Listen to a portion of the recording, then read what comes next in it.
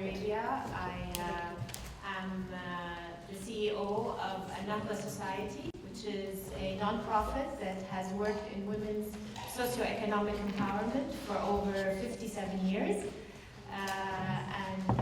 We are very happy to be here today to give a little history about women and what we have been achieving in the last 2 decades. I have a presentation, if you mind.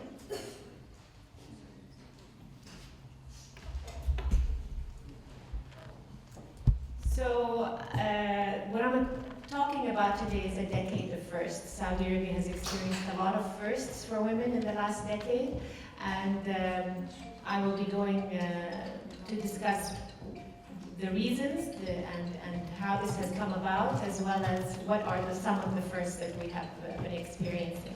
I put these 2 pictures up there because the first one, oops, no. Can you please go back? No. The first one. The first one, please.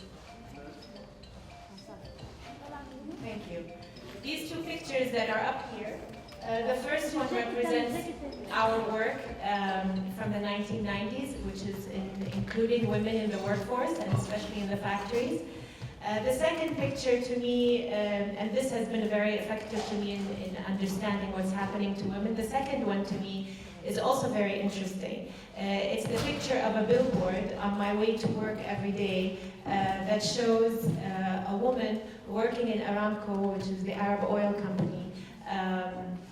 And they're using her image to advertise the biggest IPO that has ever happened in Saudi Arabia, which is that of Aramco. So I think it's very indicative of what the country and the government is thinking about when they put the face of an engineer as the advertising for this IPO.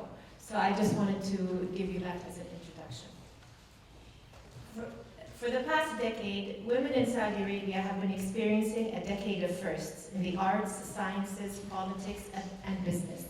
A renaissance that has come as a result of decades of women's educational, professional, and cultural development. These firsts have made women's accomplishments visible, reflecting and reinforcing a public acknowledgement of the value of their contributions and the importance of having them sitting at the table. The age of technology and social media have made these events household topics, and they're leading ladies role models to young women, thereby allowing younger generations to dream of a wider array of possible futures. The question then presents itself: how did all of this come about? What constants of Saudi society created the right environment for such developments? What changed in the public will and discourse to push women into the forefront? Firstly, Saudi society is inspired by the past. Arab history and Islamic tradition have many examples of strong female role models. One of the eldest, of course, being that of Sayyida Khadija, the wife of Prophet Muhammad, peace be upon him, who was a businesswoman, the first Muslim, and a strong supporter of the nascent religion. The Prophet himself and the scriptures of the Quran continuously propagated women's equal position in Islam and in the eyes of God. Within Saudi Arabia's history, we have the figure of Ghalia al-Gumiyya, who led her tribe in war with the Ottomans and was so successful that the only explanation the much larger, better equipped, all-male Ottoman army could do to explain her success was that she was a witch. In the last century, the late King Abdulaziz, the founder of Saudi Arabia, took his sister's counsel seriously, and his pride in her good advice and moral standing led him to name himself the brother of Noura. One of our largest universities for women is named after her, the Princess Noura bint Abdurrahman University.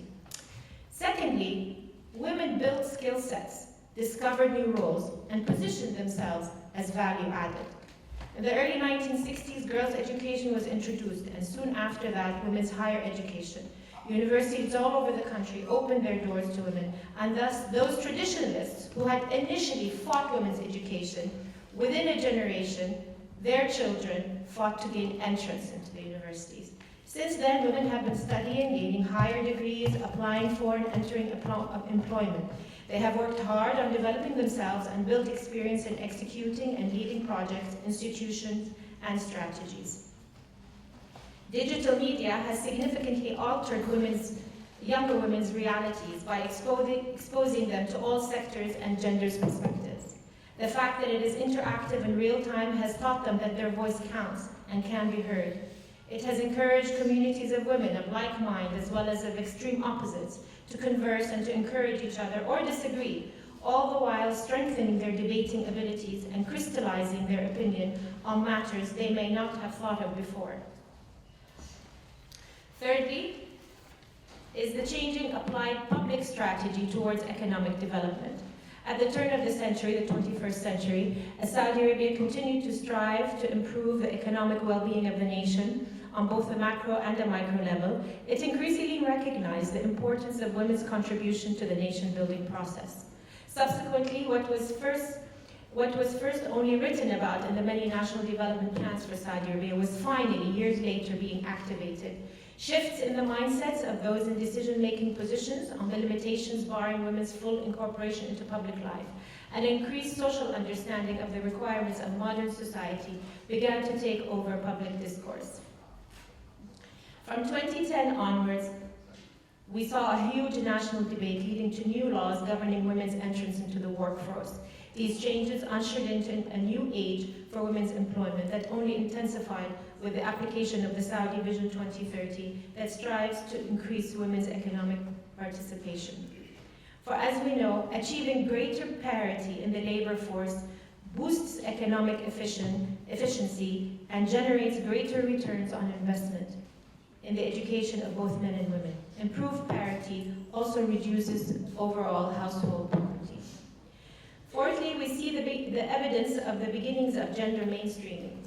The gender lens has started to be mainstreamed both as economic imperative and a policy requirement. It has also been bolstered by the position of women in increasingly senior positions. This new attitude has been supported by the KPIs for the Saudi Vision 2030. How every development strategy, law, right, and responsibility affects women's lives and what repercussions that then has on society is being considered and accounted for. Official recognition of the importance of women's perspectives to the country's overall development is evidenced by the inclusion of women's voices in public policy platforms that previously excluded them.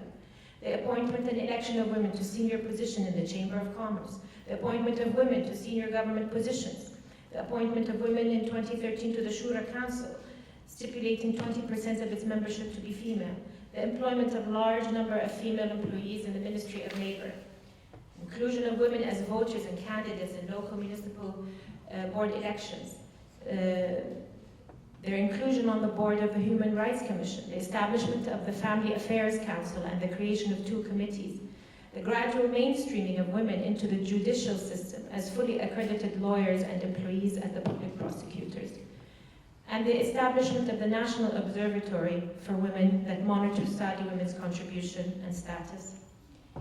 Women's participation at the discussion table and government policy aimed at women's inclusion has promulgated the shedding of some old laws and the issuance of new ones, such as the guardianship procedure. New laws were established to support and protect women in the public sphere and in the privacy of homes and family relations. In 2000, Saudi Arabia signed or ratified the Convention on the Elimination of All Forms of Discrimination Against Women, the CEDAW. In 2019, we promulgated the Anti-Trafficking Persons Offense Law, the Protection Against Abuse Law in 2013, the Anti-Harassment Law in 2018, and many others that affect the private lives of women.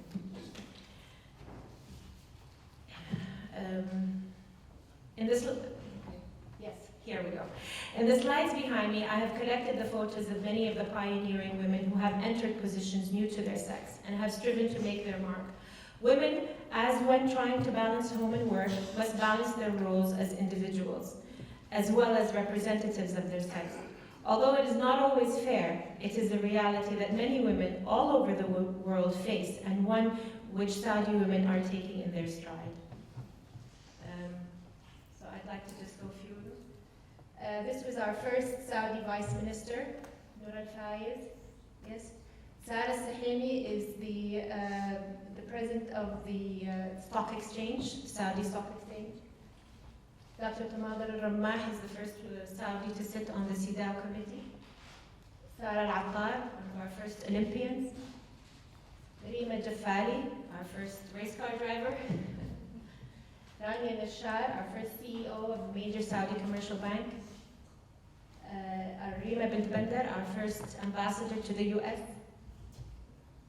And this is one of our beneficiaries, one of the first ladies to drive and get a car. And I think it's important to always include women, normal women, not always those at the top. And for us, this is a huge success, and we are encouraging women to hopefully be able to gain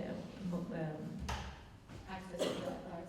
We have Haifa Mansour, who has the first 2 movies that have been presented to the Oscars in the name of Saudi Arabia.